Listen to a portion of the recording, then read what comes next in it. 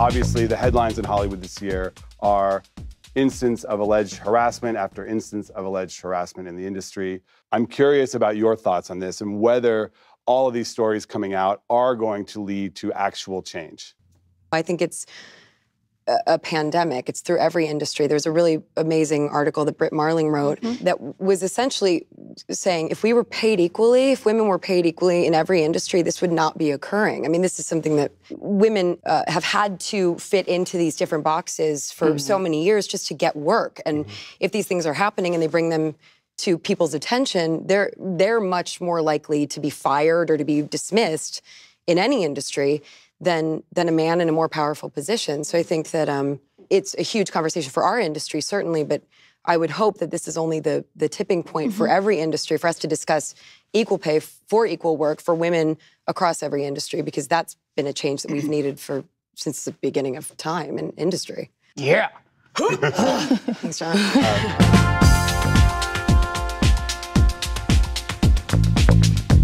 We shot Battle of the Sexes in the spring of 2016, so it was still, I mean, when it comes to our political climate, we were still there was a lot of hope happening, and it was early days. So, you know, it was fascinating because it's a true story. It's a historical event. It happened in 1973, and now we're here 44 years later, and there have been strides made. Like I've mentioned before, women can get their own credit card without a male signing for it, which you couldn't in 1973. You had to have a man sign.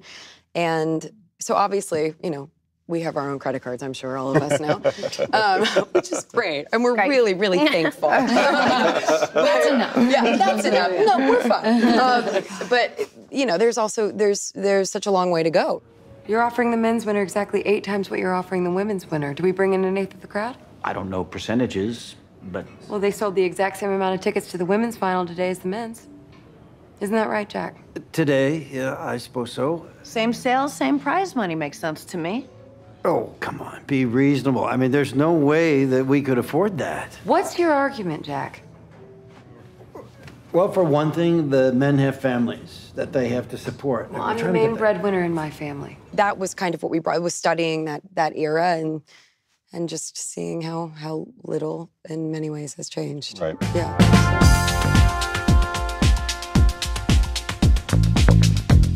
Yeah, what were you saying? Taylor, because we all have a little bit to do with The Help. Not all of us, I know, but a lot of us at this table. Yeah. And Taylor, the director of The Help, just made me laugh so much because I had seen myself do this before. And on the set of The Help, he goes, "All right, why don't you just do your Terry Crass smile?" And I'm like, I know it's like,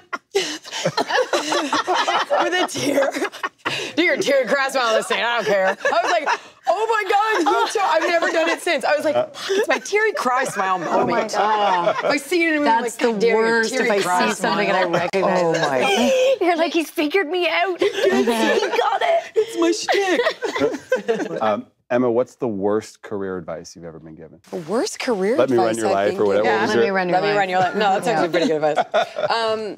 Probably advice I've given to myself, like things that I've told myself are not okay, like that it's not okay. I was just thinking the same thing. Right? I was just going to tell you the worst advice you've ever given is by yourself. Yeah, She's so hard on herself. I'm so hard on myself, Really? and I think because I've made mistakes before, I have such a hard time forgiving myself that I get scared and then I lock up. I'm like, well, maybe I shouldn't do this, because as time has gone on, I've gotten more excited to play people that are unlike me, or that are where I need to go into different worlds, because I've felt for so long just in my own experience. And so that's what I understood how to play. But now that I am able to see how rewarding it is to lose yourself in someone else's experience, to find these people that are nothing like you and let their traits infuse your life. I mean, like playing Billie Jean has truly changed my life. She's infused so much into my spirit.